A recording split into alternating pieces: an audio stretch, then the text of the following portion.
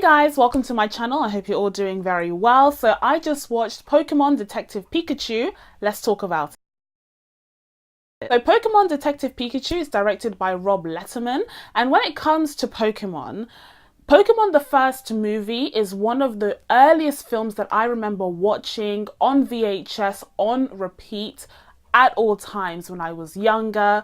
This film had a special place in my heart, and that scene that you all know what I'm talking about, where Pikachu is over Ash's body, and it's just such an emotional scene. It has me in tears every single time without fail. This film practically caused trauma in me as a child, and every single time I even see a Pikachu, I can't help but tear up as a result. However, when it comes to Pokemon as a franchise overall, I have to say that it's really not my wheelhouse. I have no idea what I'm talking about in general, but specifically for Pokemon. I was just looking forward to a fun film that was based on a very well-loved franchise, and I have to say that overall this film pretty much delivers on that, but it's not the best version, in my opinion, of itself that it could have been. So without further ado, let's get into the review. I'm going to be talking about the good, I'm going to be talking about the bad, and I'm going to let you guys know how I rate Detective Pikachu. So firstly, I have to talk about Ryan Reynolds as Detective Pikachu.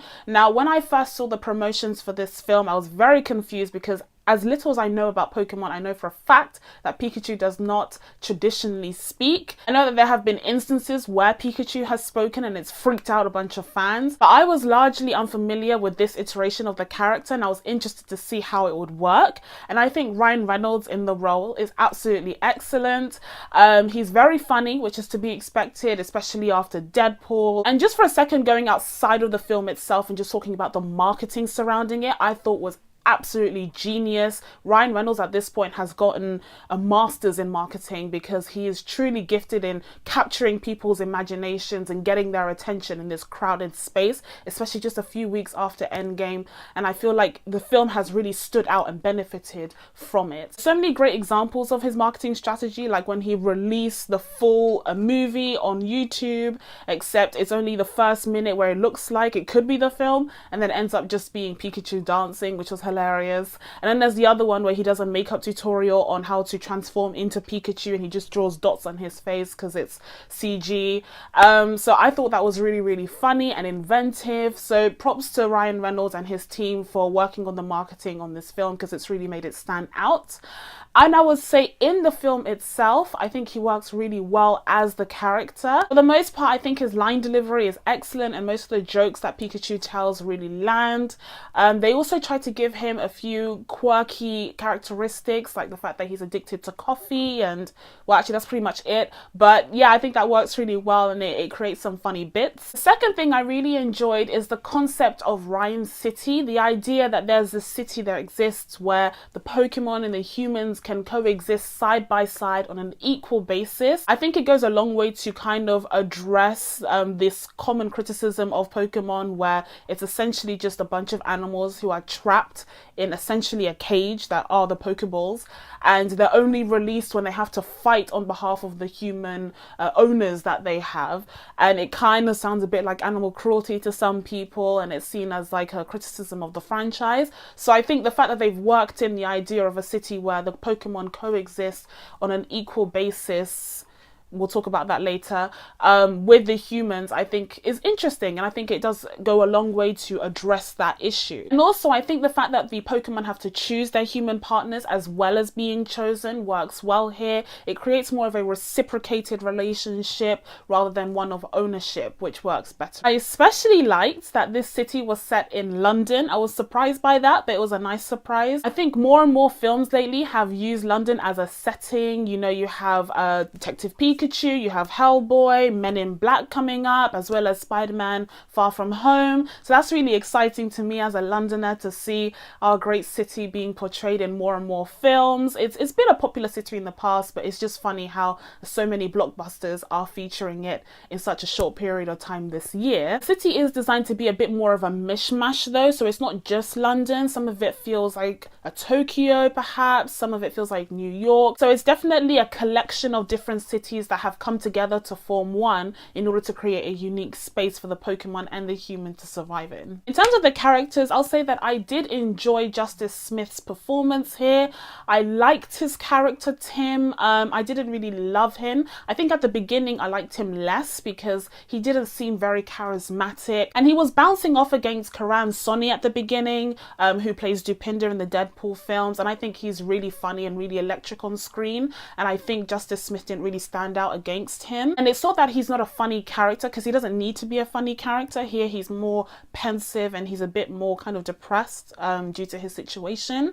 But I will say that there's ways of standing out on screen and having a really strong presence without being the funny type of character, and I think he doesn't quite stand out in the first part. It's only really when the character of Pikachu is introduced and he starts bouncing off on him that I think he works really well as a character, and he starts getting a bit more lively, a bit more personality, acting as the straight man to Pikachu's madness. I think it's particularly impressive as well because Pikachu clearly isn't really there when he's shooting, so the actor did a really good job bouncing off of pretty much nothing and still seeming like he was creating a bit of a bond with the character. Lastly, I really enjoyed the CG in this film, specifically for Pikachu. I think it was very, very well done. The fuzziness of his fur and the way that the character moves his face and has expressions, I think is excellently realized here. There were also some other Pokemon who I thought were actualized very well. I won't even insult you by trying to name them, but I thought they did a good job with some of them.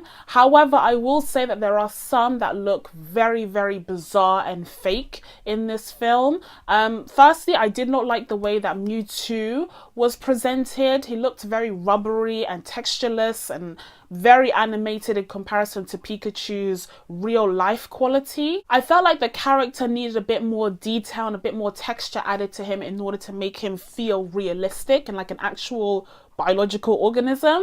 And I think there were several characters as well that had that similar problem where they just looked like a 2D animation inserted into real life, like Roger Rabbit style. And that's absolutely fine, except it was very inconsistent where Pikachu, of course, is very realistic and the textures are there, the fibers are there, and it looks real, versus some of the Pokemon who just look like animations and it's very bizarre and inconsistent. And that brings us to some of the negatives of this film. I'm going to go into the bad, and I think I'm just going to go straight into spoilers for this one as well, because the film came out last week, so you guys probably would have already watched it, and we're just going to discuss why it is I think it didn't really meet its potential. So like I mentioned earlier, I really enjoy the concept of Rhyme City. I think it's an interesting idea, having the Pokemon existing side by side with each other.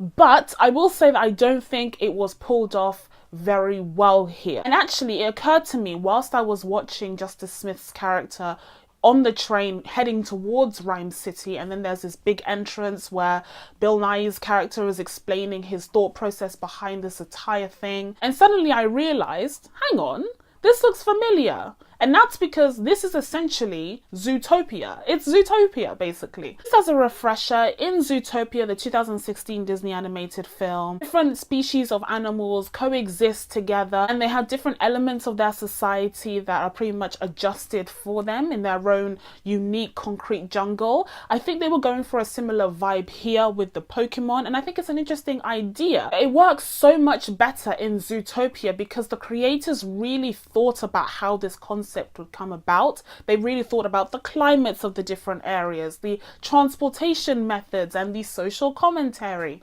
And here in Pokemon Detective Pikachu, the creators haven't really thought about it with that level of depth. So it's very surface level. They've only thought, hey, if we have a normal human city that's pretty much an amalgamation of different kinds of cities, and we just happen to have Pokemon who live in it, the city doesn't really feel custom made for the Pokemon and the humans to live together. The Pokemon are just there along for the ride. And I will say that the execution of the idea of the Pokemon coexisting with the humans is slightly flawed as well, because for the most part, the roles that we see the Pokemon in are subservient roles, like they're assisting or supporting the humans at best, and at worst just acting as their servants. So a lot of the time they're just there to kind of help out the humans that they serve, which is fine, except the film makes a point to highlight that this is supposed to be an equal partnership, and I don't think that's conveyed very well for the most part. The exception to this is of course the relationship between Tim and Pikachu, where they really do work well together on roughly an equal equal basis, except of course when Tim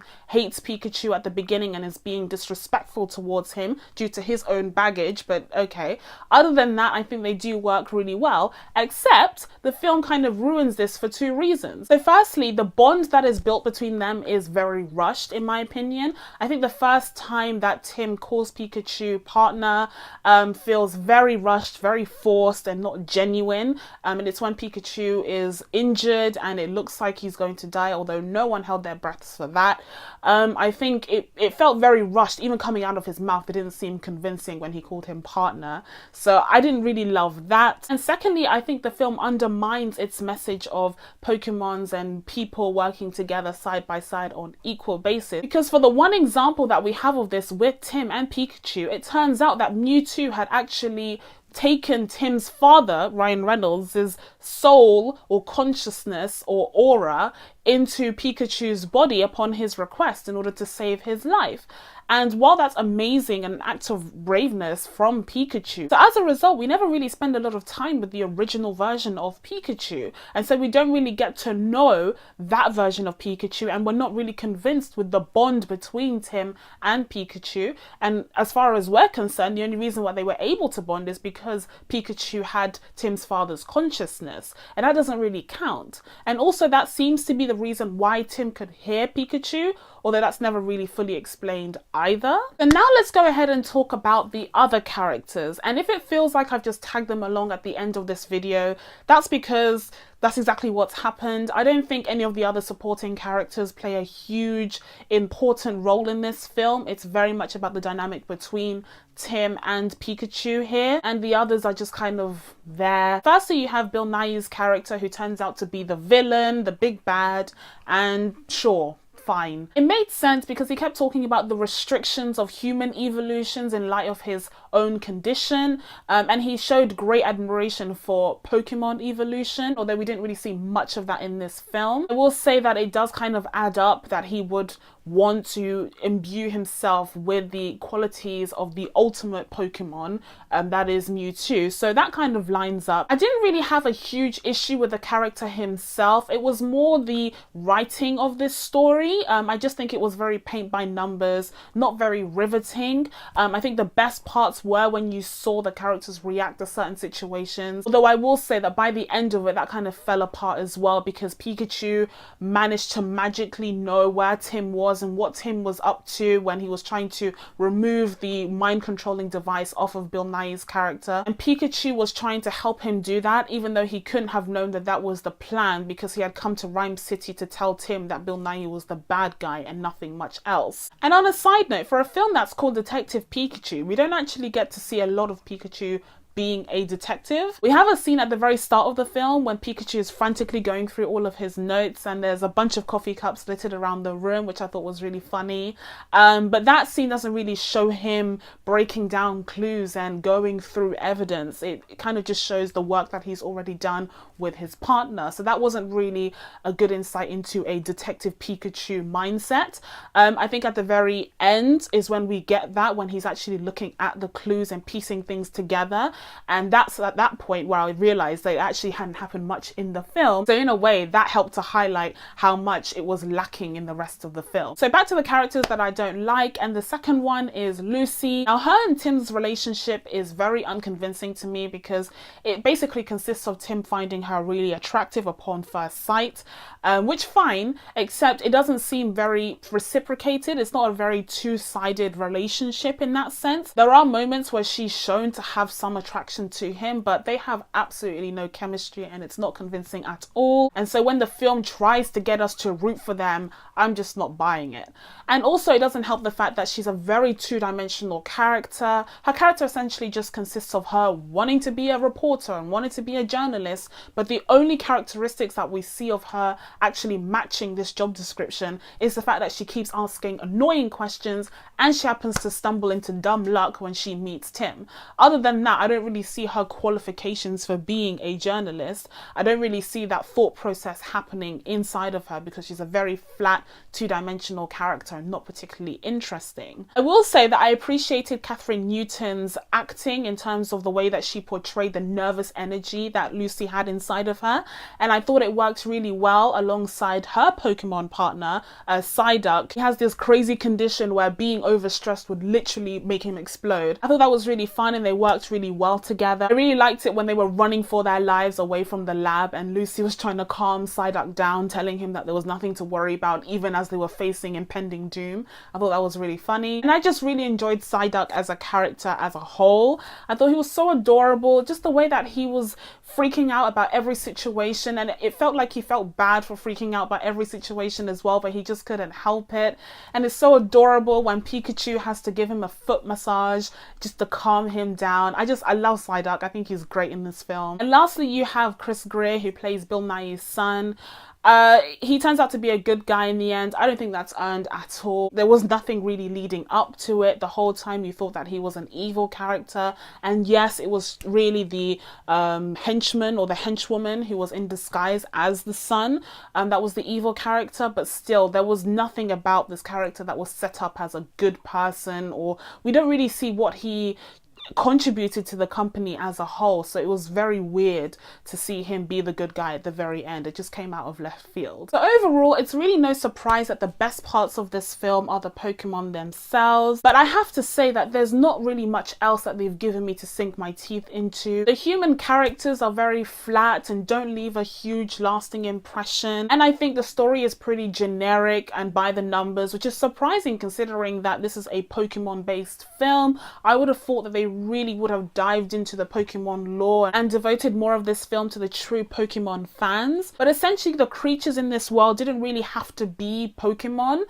They would have worked if they were just normal animals, which is why I say that this film is essentially Zootopia but without the rich social commentary. I think it lacks the depth that Zootopia has, and it really doesn't explore the world of the Pokemon and human existence, other than just seeing them do funny little roles and things that fit their specific adaptations, not really seeing where the Pokemon would go outside of the limits of that box. So with all of that said, I'm going to give Pokemon Detective Pikachu a 5.5 out of 10. It's slightly lower than I thought I would go. I thought I would go in the 6 range, but honestly, just thinking back on the film, would I rewatch it? No. Would I truly recommend it with all of my heart? Not really. I think there are better films coming on in the horizon. I'm really looking forward to seeing them. Or if you just want to see Endgame for the 10th time, then you can go ahead and do that instead. If you're a hardcore Pokemon fan, then maybe this will please you. But other than that, I think it's just something that would go by the wayside. So that is it from me, guys. Now that I've told you guys what I thought of Pokemon Detective Pikachu, it's time for you guys to let me know what your thoughts are down in the comments below. Please be sure to subscribe to catch my next videos. Thank you guys so much for watching. I really appreciate it, and I will see you in the next one. Bye!